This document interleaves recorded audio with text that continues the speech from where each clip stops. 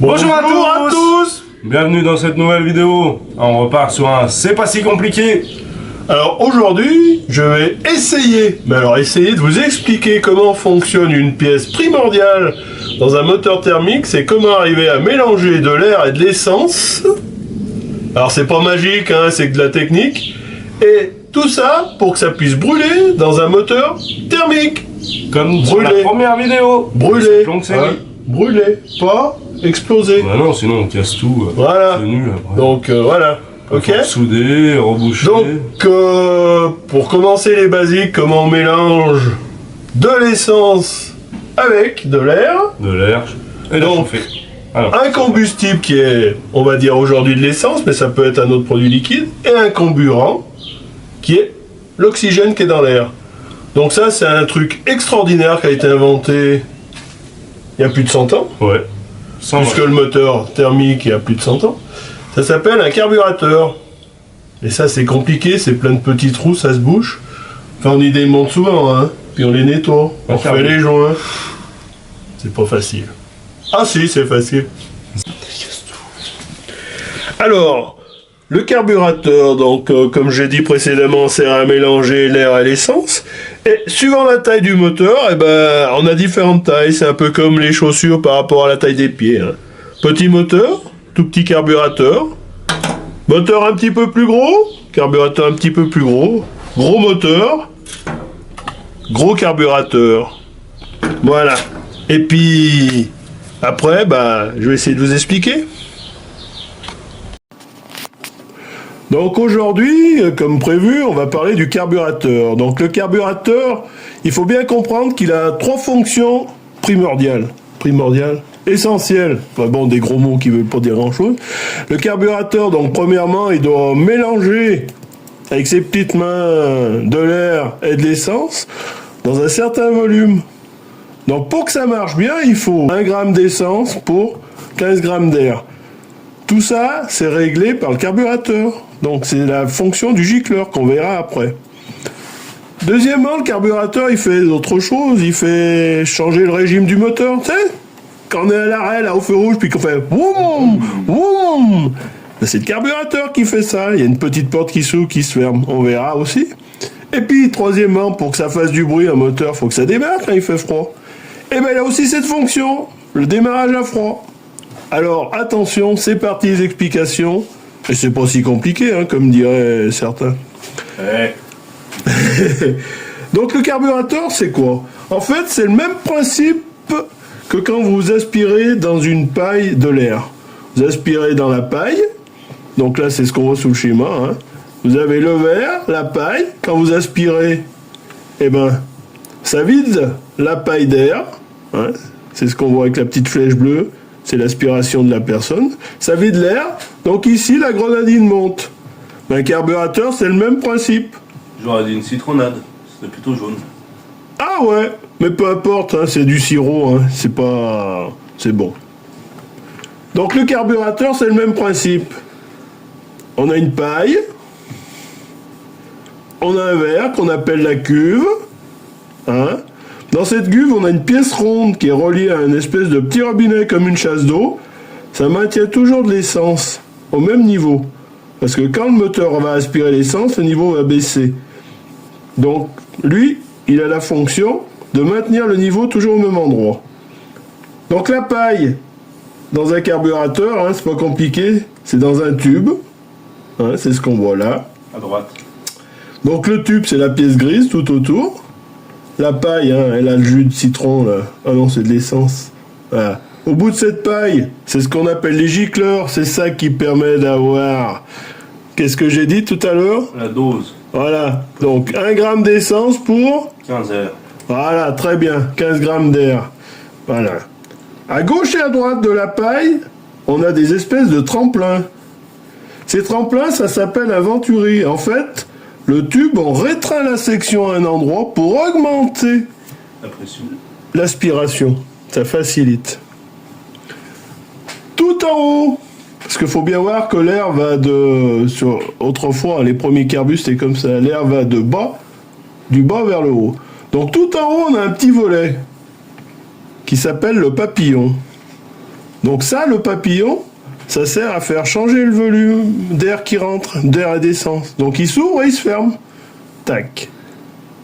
Tout en bas, dans le même tube, on a un autre papillon qui lui sert au démarrage à froid. Donc on verra plus tard, hein, on ferme l'arrivée d'air et il y a plus d'air que d'essence et ça démarre. Mais je vous expliquerai ça après. Donc voilà, donc le carburateur, sur le schéma du moteur, on le retrouve sur le côté admission, hein, puisque quand le piston va descendre et que la soupape va s'ouvrir, l'air va être aspiré, et hop, ça rentre dans le moteur avec le mélange qui est de toujours 1 gramme d'essence pour 15 grammes d'air. Bien, il y a des gens qui suivent. Voilà. Donc, on est parti. Explication. Donc le moteur aspire, hein. Donc c'est comme une paille, hein, quand vous aspirez. Hein, il y a la flèche bleue là pour dire que vous aspirez. Ah non, là c'est le moteur. Donc la petite paille, dans le verre, qui est la chambre où l'essence est stockée. Hop, vous voyez, l'air est aspiré par la paille, il vient se mélanger avec l'essence juste au-dessus de la paille, et après ça va dans le moteur. C'est pas dur. Donc la pièce du haut, là, le fameux papillon, on voit qu'ici il est en position presque fermée, hein. C'est quand vous êtes au ralenti, hein.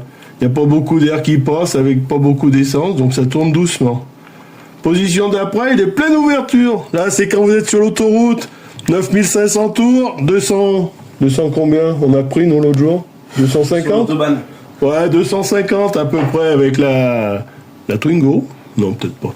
Bref, le papillon est ouvert, donc il rentre plus d'air, plus d'essence, et ça marche plus vite. Donc aussi, ce qu'on peut remarquer, c'est que plus on inspire de l'air, plus on aspire de l'essence. Donc le mélange est toujours de 1 gramme d'essence pour 15 grammes d'air. Voilà. Mais comme il y a plus de 15 grammes d'air là, eh ben il reste toujours dans les mêmes proportions grâce au petit gicleur qu'au bout de la paille. C'est pas dur la mécanique, on vous le dit, on vous le dit. Voilà. Bon. Après, là qu'on est plein régime, c'est surtout le matin, il faut démarrer. Donc qu'est-ce qu'on voit là sur la figure d'après ? On voit que le petit volet en bas est fermé. C'est ce qu'on appelle le starter. Vous savez, là, l'espèce de quéquette qu'on tirait autrefois. Enfin, nous, les vieux, on sait ce que c'est. Les jeunes, ils tournent la clé, ça démarre. C'était pas le cas autrefois. Hein. Donc, quand il y a le starter, qu'est-ce qui se passe ? Sur la tondeuse, sur le motoculteur, tout ça, c'est pareil. Hein. Sur la moto aussi, oui. Ouais. Donc, on ferme un petit volet. Donc, ici, le moteur, quand on le démarre, il aspire, mais il rentre moins d'air. Donc, il aspire beaucoup plus d'essence que d'air. Donc on n'est plus à 1 gramme d'essence pour 15 grammes d'air.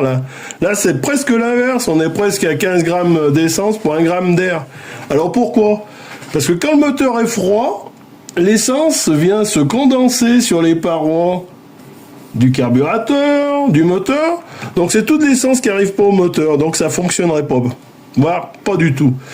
Donc pour compenser le manque d'essence qui arrive au moteur, eh ben on met le starter le temps que ça se réchauffe. Et une fois que c'est chaud, petit à petit on l'ouvre le starter et ça fonctionne comme avant. Voilà, sans le starter. C'est pas dur. Tout le monde a compris ? Du hit ? Oui. Oui, patron. Bien. Voilà. Donc quand le bougie-chlore est bouché, hein, au bout de la paille, c'est là qu'on a les problèmes que ça marche pas. C'est pour ça que je plaisante des fois avec Boulon qu'on nettoie le carbu du tracteur parce qu'il bouche au niveau du gicleur des fois. C'est le caca qui vient du réservoir et ainsi de suite.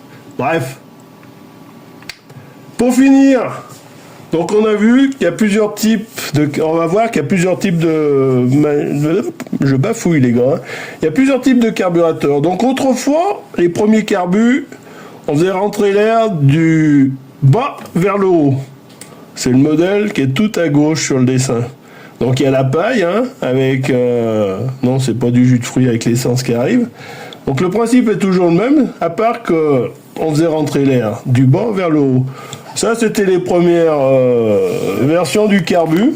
On s'est aperçu que si on le faisait marcher différemment, c'est-à-dire du haut vers le bas, comme les carburateurs modernes, c'était meilleur parce que la gravité nous pousse vers le bas, hein, que je sache, nous tire vers le centre. Hein. Donc le rendement était meilleur en faisant du haut vers le bas.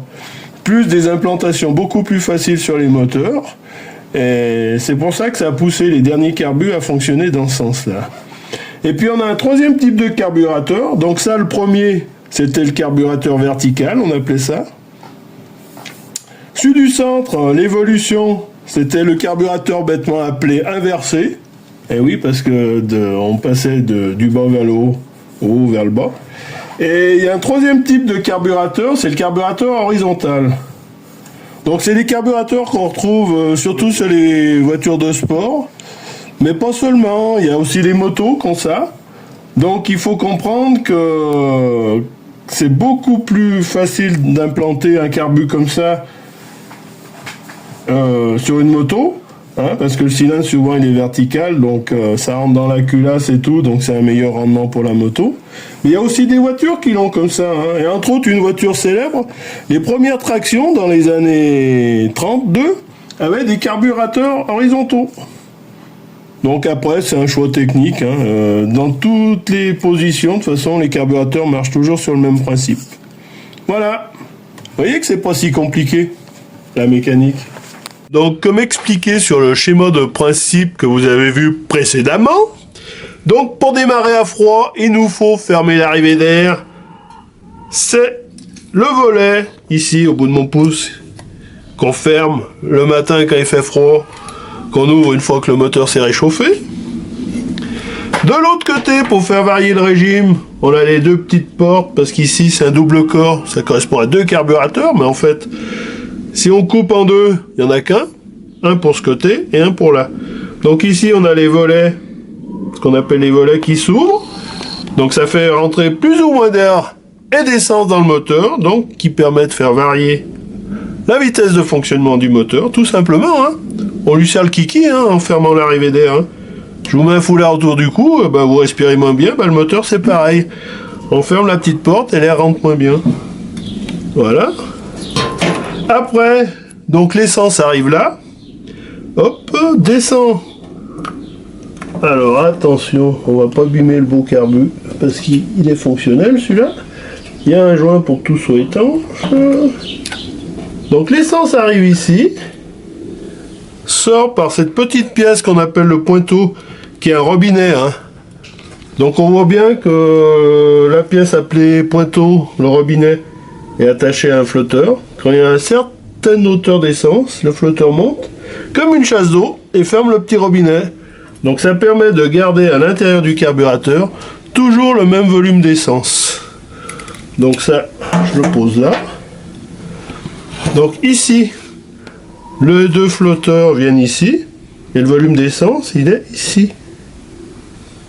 Ce compartiment ici et ici correspond, comme on a vu dans le schéma précédemment, à des petits gicleurs qui se trouvent ici. Donc des tubes avec des petits trous calibrés pour qu'il y ait le bon dosage entre l'air et l'essence. Ici, on voit ce qu'on appelle les venturis. C'est ce qui te permet d'accélérer l'air et d'avoir l'effet comme quand on aspire dans une paille au fond d'un verre de menthe. Ça réduit le diamètre et ça augmente la vitesse de l'air. Donc ça aspire l'essence à travers les petits gicleurs ici. Mais comme vous avez vu sur le schéma, encore une fois, on comprendra mieux, on comprend mieux le fonctionnement.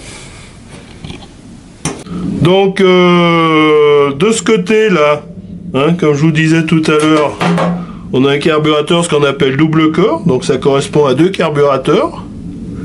Et ici, là, on a un seul papillon, donc ça correspond à un carburateur à simple corps. Donc, mais le principe est le même, hein.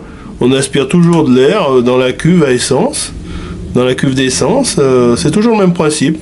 À part que là on a deux carburateurs en un, on va dire, et là on n'en a qu'un. Voilà, on a fait le tour des carburateurs. C'est une technologie qui n'existe plus que sur les tondeuses, les rotophiles. Les petits quoi d'enfants, pour ceux qui ont vu la vidéo. Petits quoi d'enfants. Mais sur tout le reste, maintenant on est passé à une autre technologie qu'on vous expliquera dans une prochaine vidéo. Peut-être, si j'ai envie. Et puis si vous avez envie aussi, si ça vous plaît, le concept. Dites-nous bien. Oui, non, on a besoin qu'on nous explique quelque chose. La fusée qui va sur la Lune, c'est pas la peine, hein, c'est pas tout à fait... Non, on reste sur les choses communes que tout le monde peut avoir chez soi. Voilà. On connaît. Un fer à repasser. Ah non, pas ça non plus. Non, il n'y a pas de carbu. Non, il n'y a pas de mécanique. C'est Non, de l'eau non. qui chauffe, il y a une résistance. Oui, mais non, non. Non, on s'en fout. Voilà. Donc si vous aimez, pensez à nous dire les En sujets que commentaire. vous voulez en commentaire. Pensez à... Likez, vous abonnez et à regarder la prochaine vidéo. Et à bientôt.